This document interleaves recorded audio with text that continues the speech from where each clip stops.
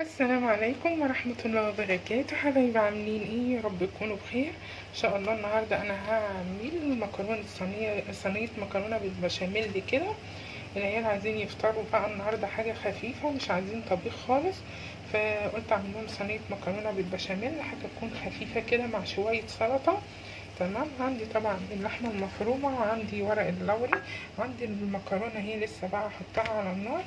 عندي كمان البصلاية، انا كنت نقعها شوية في الملح والفلفل حوالي نص ساعة كده، وبعد كده رحت نازلة عليها نازلة في المادة الدهنية بقى. كنت هتحطي سمنة أو هتحطي زيت، انت عارفة اللحمة المفرومة بتبقى فيها نسبة دهن يعني محترمة، فأنا بفضل أحط شوية زيت عشان تبقى خفيفة يعني شوية. تمام.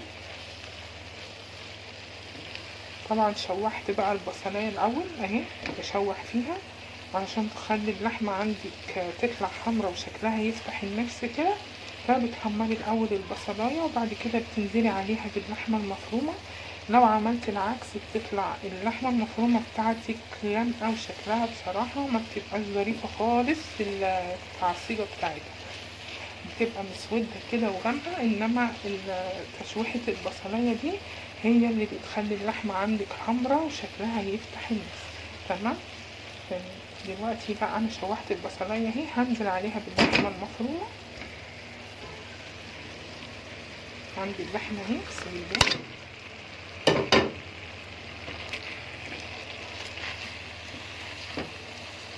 اوطي عليها النار بقى واخليها تفك براحتها خالص. طبعا كانت في التلاجة بس فكت شوية يعني.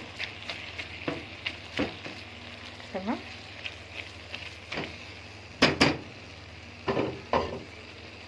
احط بقى الورق اللوري، ده بيخلي طعمها حلو جدا. حبايبي كده بقى حطيت السمنة. تمام. هنزل عليها بقى بالدقيق، بسم الله.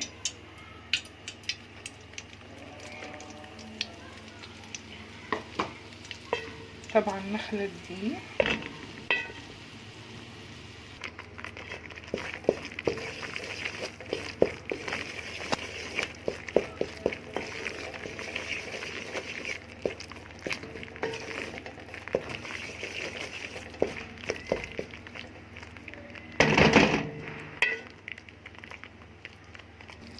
كده يبقى لها بص لونها كده تمام اوي. هنزل بقى باللبن، بسم الله الرحمن الرحيم. طبعا هقلب بقى حلو.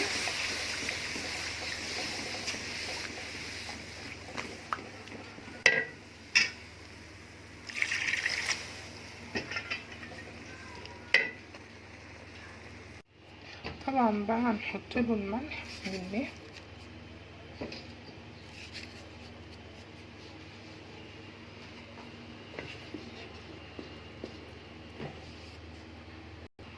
الفلفل،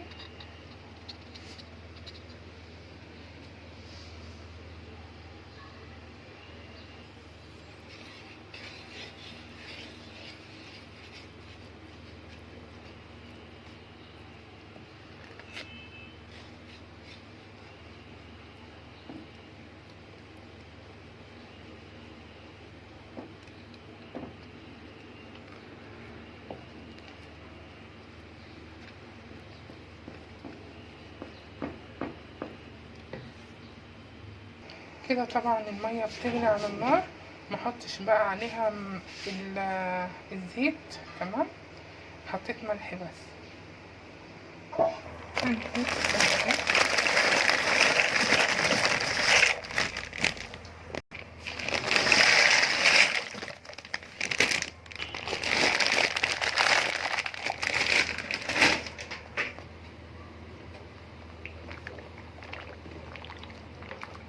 طبعا اسيبها بقى تستوي حلو قوي برضو.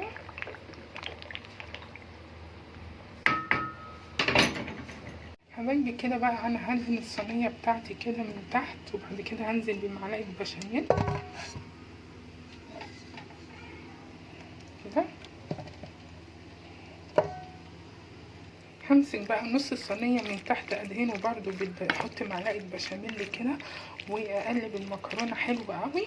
تمام، واروح حطها في الصينيه عندي.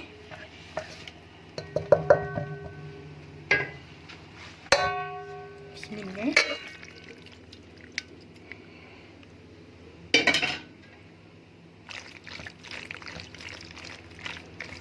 طبعا بقى في النص هحط البشاميل، يعني هحط اللحمه المعصجه. دلوقتي هنزل بقى باللحمه كده. بسم الله. اوزعها حلو بقى.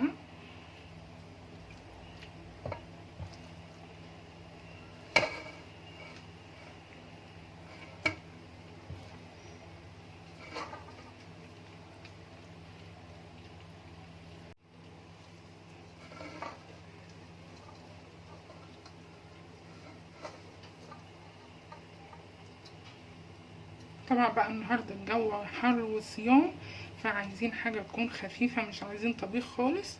فقالوا لي اعملي لي بقى ايه، مكرونه بالبشاميل.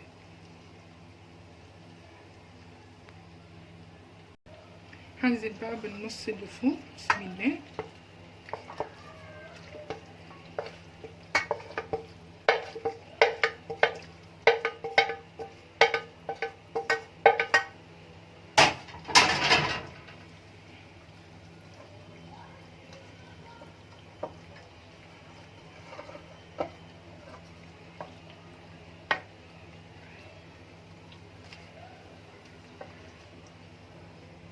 هنزل بقى على الوش بالبشاميل كده. بسم الله. انا بحبها القوام ده، ما بحبهاش خفيف خالص يعني، وبحبها متحمره حلو، فهتلاقي ريحتها ما شاء الله عليها يعني.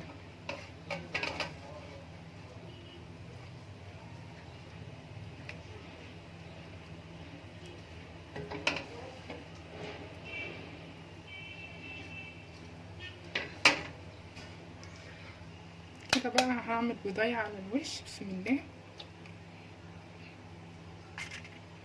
هاتي الملح، شويه ملح كده، شويه ملح على البيضه من فوق كده، وشويه فلفل،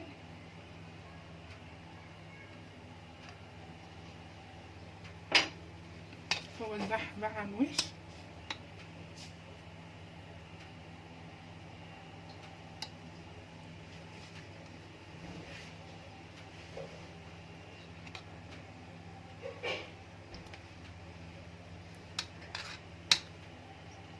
كده خلاص بقى هدخلها تحت في الفرن من تحت، وبعد كده اول ما الاقيها خدت لون من تحت اروح مطلعاها فوق علشان تاخد لون من فوق. تمام، وارجع لكم تاني.